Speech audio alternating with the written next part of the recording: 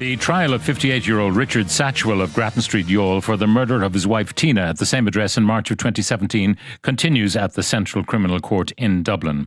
He has entered a not guilty plea to that charge. I'm joined now by our Southern reporter Jamie O'Hara. Good morning, Jamie.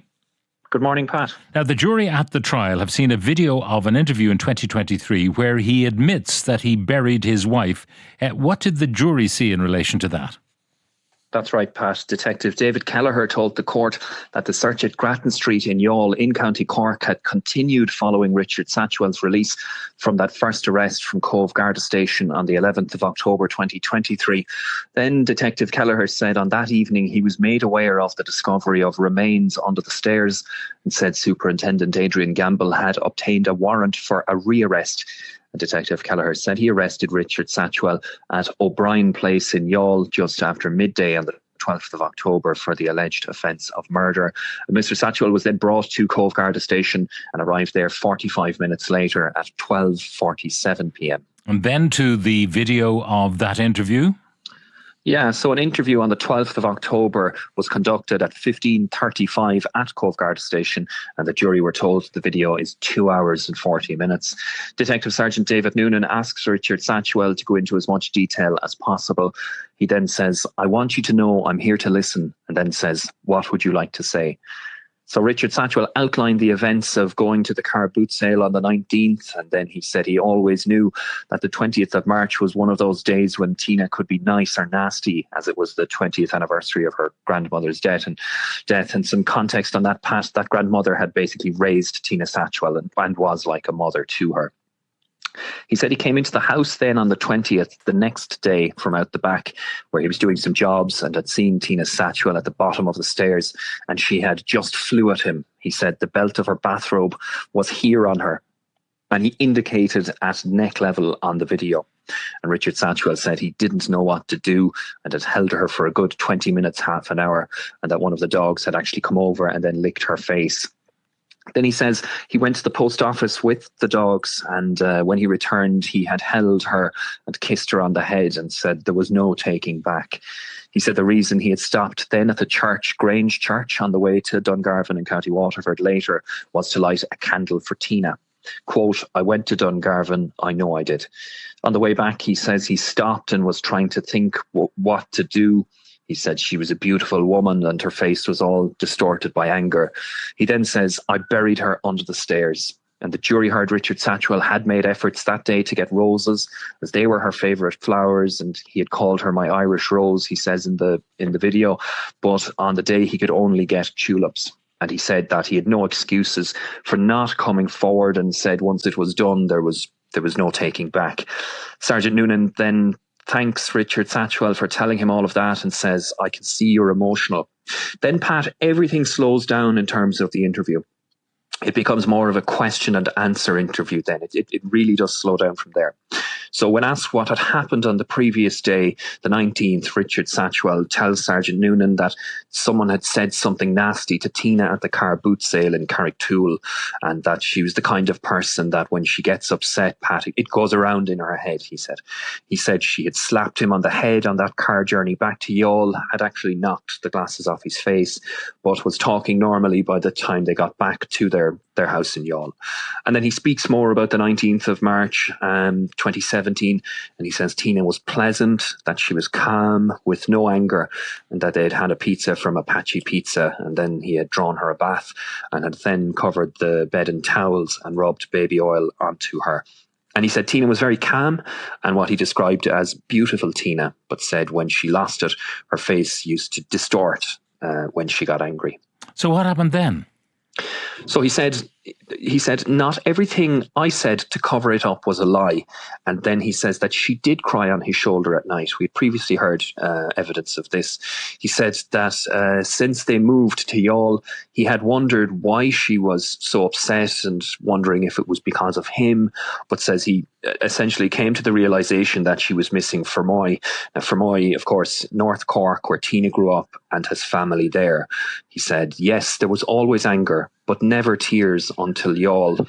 And then Mr. Satchwell said she was missing her independence, and Then he said that, the idea of me controlling her is a no-no. And he said that Gardaí could see from her phone that she had phoned him up to 20 times a day when he was away. And he says she went to sleep in his arms and was crying on that night, the 19th. Then he was asked in more detail about the events of the following day, the 20th of March. That's right. Richard Satchwell said he woke up on that day, was making an extra special breakfast for Tina, as it was the 20th anniversary of the death of her grandmother, who I was just after saying is like a mother to Tina.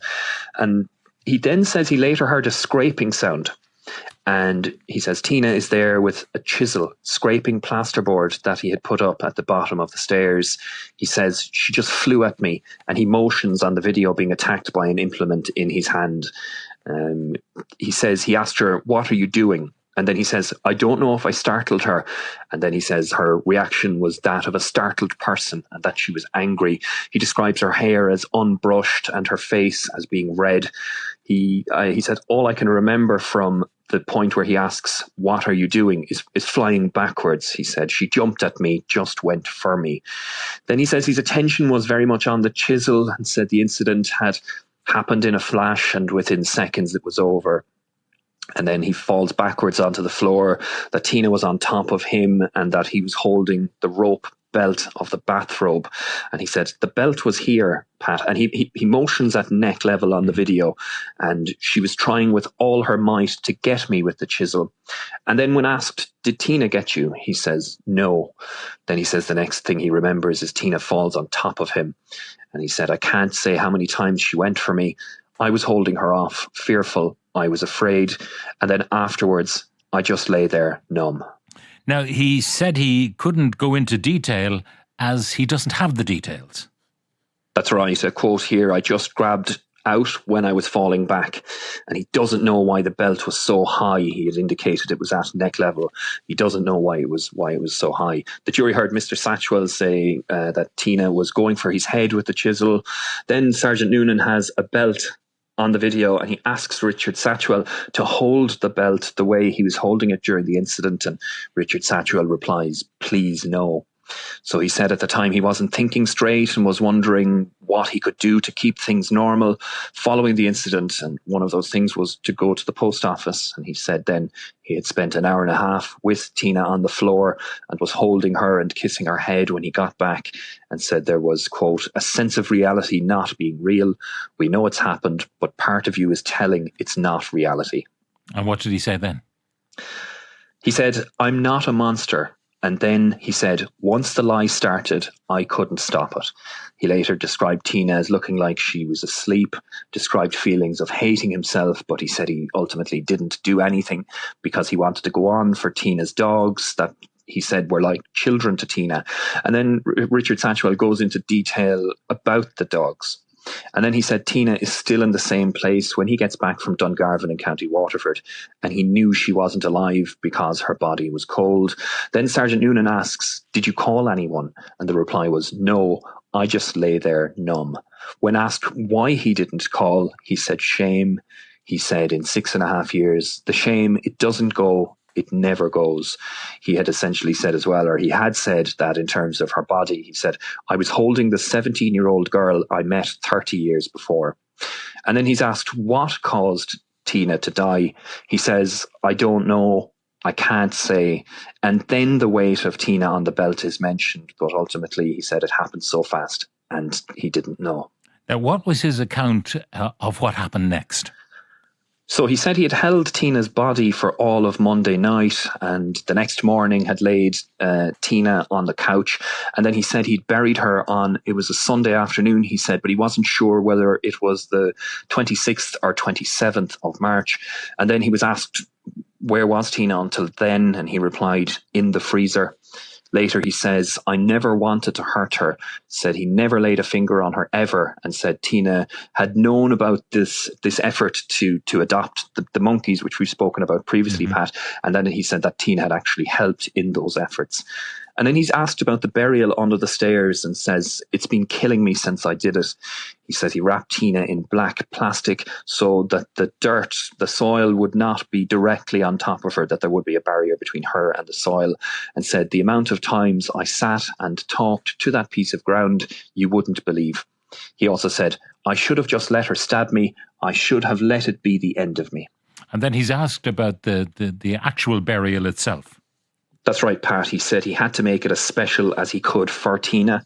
And the jury heard he had lifted her down in his arms into the grave and didn't, quote, chuck her down. He said, if I could, I would have covered the two of us.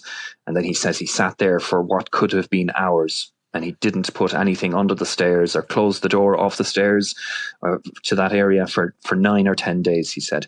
He said the flowers he had got before he started digging, and then he had put the flowers into the hole. And then Richard Satchwell says he didn't know how long it took to dig the hole, and that if you had asked him and he had said 20 minutes, it could be 20 hours. And he says he started filling the hole and didn't know what time that was. Said he had no idea what time it was. So in terms of the leftover soil, he dumped it bit by bit in what he said was at the time a new house that was being built just outside the town next to what he described as their special spot. And then he said, I love her, I still do, and says he still goes to that special spot. But the trial at the Central Criminal Court in Dublin, Pat, continues today.